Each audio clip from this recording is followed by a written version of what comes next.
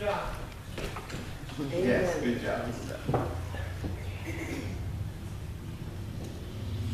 I want to start this morning with a little history of this day we celebrate. Mike will share with you just a little bit about that. This day that we celebrate every year on the second Sunday of May. Now I know I may lose a few of you right here out of the starting gate because you see, you think history is irrelevant and boring.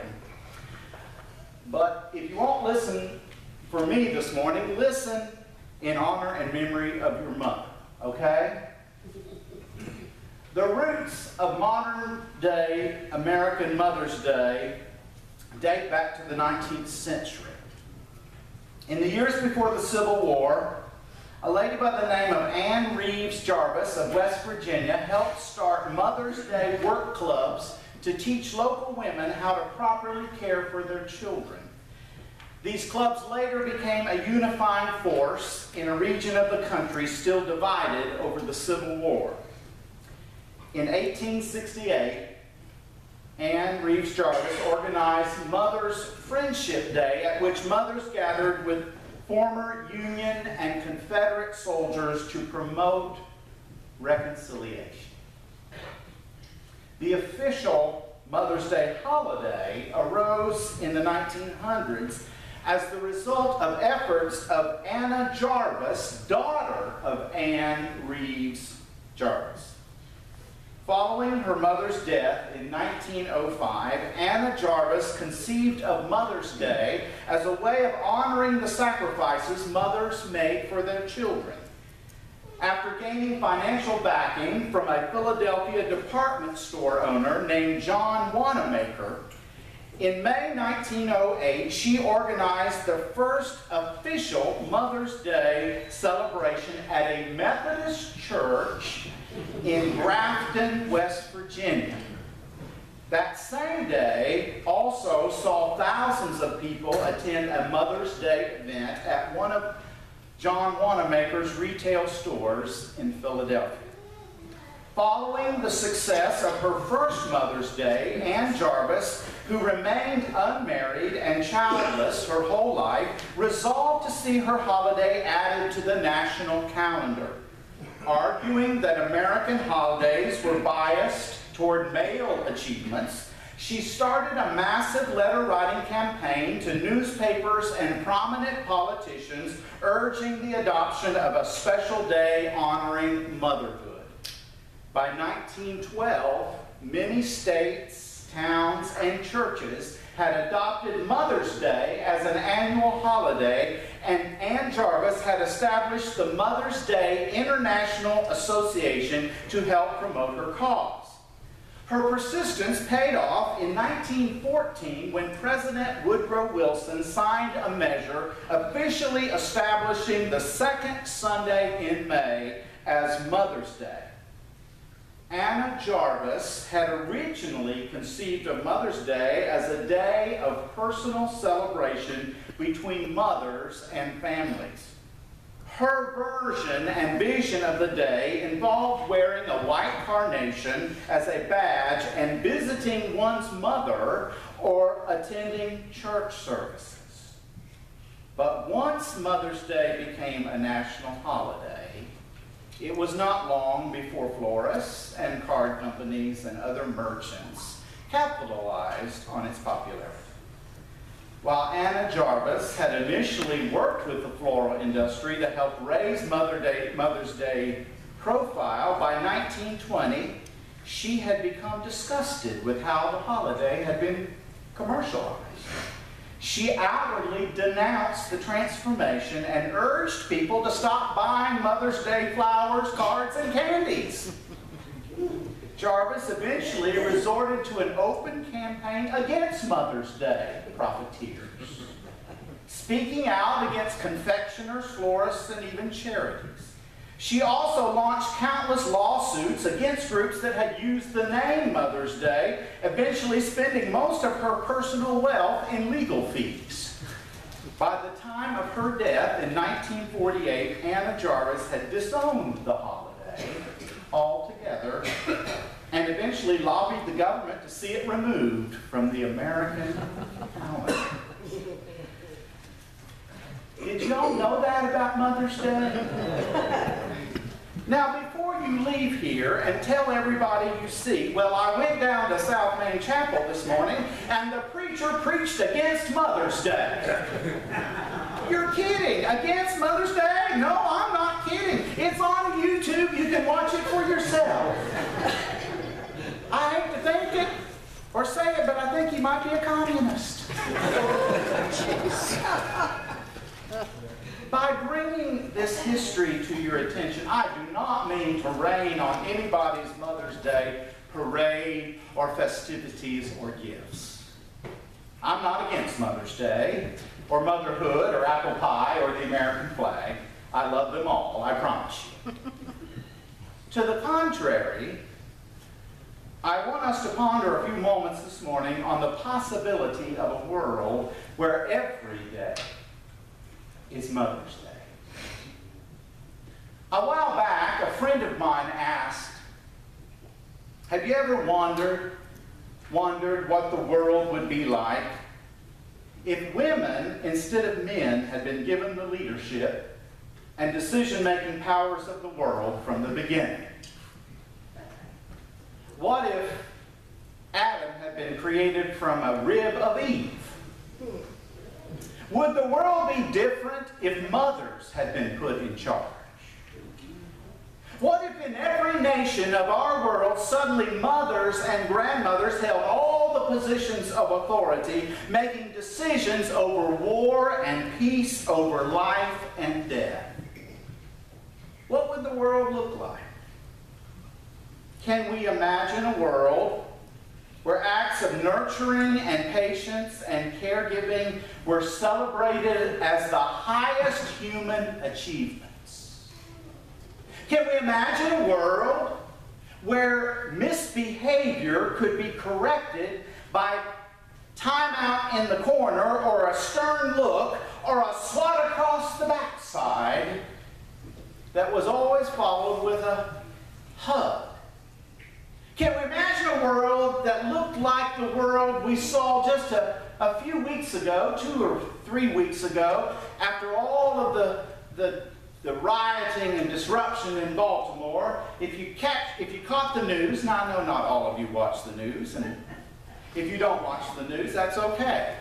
But on the news, there was a video of a mother who saw her son out there in a hoodie, rioting and looting among all the others, and she went right to him, grabbed him out, and all the way she swatted him on the head, saying things like, and this was her quote, she said, "I was just shocked, I lost it, I'm angry because you never want to see your child out there doing that." She said, "I'm a no-tolerant mother.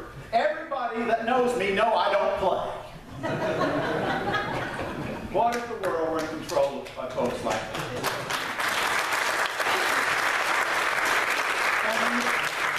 Can we imagine a world which placed above the pursuit of power and wealth the value of making sure everybody had enough to eat, and a warm, dry place in which to sleep, and a cool cloth to the head when sick? Can we imagine a world that when we are hurting, someone was always there to pull out a handkerchief or a Kleenex and to wipe our tears and to help us blow our noses? In the book of Revelation, we are given a picture of such a world. The writer calls it a new heaven and a new earth, a new holy city emerging on the world scene that he compares to a beautiful bride getting ready to walk down the aisle.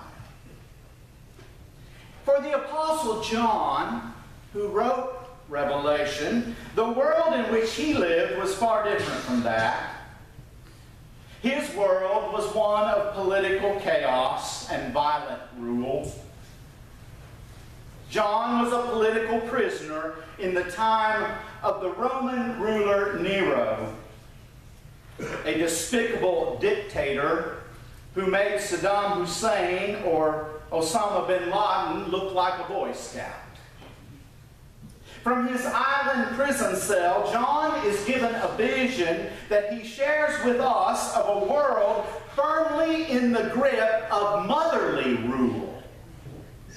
A world where every tear gets wiped away. And the rule of violence and death is put to an end. And who steps in to take care of all this? John says God is the one wiping the tears and proclaiming the end of power-hungry domination and the institution of motherly rule. God is doing that, wiping tears, comforting, nurturing. I thought about titling this message, "Does Your God Carry a Pocketbook?" Do you remember your mother or grandmother's pocketbook growing up? I do. My grandmother's always smelled of juicy fruit gum. And there was always something in there for wiping away tears. John gives a picture of a God who carries a pocketbook with plenty of tissues or a sweet embroidered hanky big enough to wipe every tear away. What if the world believed in a God like that? When I was over at Toxaway United Methodist, I bought a whole series of posters one time done by an African-American artist. One of those posters, and I don't remember exactly what it was titled, but it was a picture of God. It was a rather robust African-American grandmother sitting in a chair with a dozen or so children all fitting on her lap. What if we believed in a God who looked like that? What if even Christians in our world believed in a God who looked like that? The problems in our world, in many cases, are at their root theological in nature. Folks sometimes have a very distorted picture of God. They have the wrong picture of God. And some even use the Bible to hang on to those images. We can very easily condemn Islamic extremists who use their sacred storybook, the Quran, to justify flying planes into buildings or blowing up buses of school children with bombs strapped to their waists. But when the Holy Bible is used to justify hatred and oppression and prejudice and violence as being God-ordained, well then I believe we've got a problem. Once again, this month, the current issue of our South Carolina United Methodist Advocate, which is our denomination's newspaper, is full of pages of letters to the editor about one issue: homosexuality. The same issue, I understand, is dominating much discussions in not only our own denomination, but many other Christian groups around the world and in our own country in particular. Those letters appearing every month confirm my assessment that nothing seems to interest folks more than other people's sex lives. Only a few years ago, while terrorist cells, you remember back in the 90s, while terrorist cells were growing and they were plotting an attack on our soil, our government was spending $40 million and thousands of hours of government employee time doing what? Investigating our president's sex life. No wonder the tabloids sell so well. Who should be surprised? Here's where I stand on this issue, captivating the attention of so many in our churches. Jean and I have many persons in our life whom we love who are in a life-committed relationship with the same gender partner. One of those persons in particular, I watched how this person's mother dealt with the issue. She didn't like it at first, and it certainly was not the choice she would have made for her daughter. She would have preferred that her daughter settle down with a nice young man and have a family. But she came to understand that that was not in her daughter's makeup for that to happen. So she decided that because she loved her daughter, she would never exclude her daughter from her life. She would continue to see her daughter and bless the many gifts her daughter has and gives every day to the world. And she would accept and she would love the one whom her daughter loves. And she would include her fully in the family. It was definitely a motherly way to deal with this issue. A motherly way. Now, my theology says that's how God deals with this issue. Now, I know folks have very different opinions, and I respect that. And I know that that perspective may not resonate completely with statements made in the book of Leviticus or Deuteronomy. But a whole lot of what Jesus stood up for does not resonate with statements made in the book of Leviticus or Deuteronomy. Deuteronomy 21, chapter 21, go there and read it, says that if you have an incorrigible child, a child you just is acting a fool and you don't know what to do with that child, you cannot get him or her to do the right thing. Even the police have gotten involved. They've ended up in jail. If you have that kind of child and you have tried your best and you cannot get them to change their ways, then in the book of Deuteronomy it says, get the community leaders together, give them all big stones until that child has been stoned to death. That'll take care of it. That's what it says in the book of Deuteronomy. Are we holding on to that one as being God ordained? Jesus would not advocate that. The Apostle John has blessed us with this vision of a compassionate, caring, involved God who dwells with us. That's the God I believe in. That's the God who calls us to live our lives according to a vision of a world where tears get wiped away, where people take care of each other and respect each other even in our differences. It is a vision built on the teachings of Jesus when Jesus gives priority to things like feeding the hungry and giving clear, fresh water to the thirsty and visiting the sick and the imprisoned and telling good news to the poor and proclaiming a God who wipes the tears from our eyes and ends the rule of violence and greed and hatred and fear. This is a vision of a world in which every day is Mother's Day. A day to celebrate and lift up virtues like patience and kindness, like nurturance and caregiving, as being the way and the truth and the life that God calls us all to lead. So I say to you this morning, God bless you, mothers and grandmothers, aunts and sisters and friends, for the image of the divine God lives in you and is lived out and shared with the world in all those wonderful qualities we often associate with women in the feminine: gentleness, kindness, patience, forbearing, correction. Celebrate this day who you are, ladies. Celebrate the women in your life this day with whom God has graced you.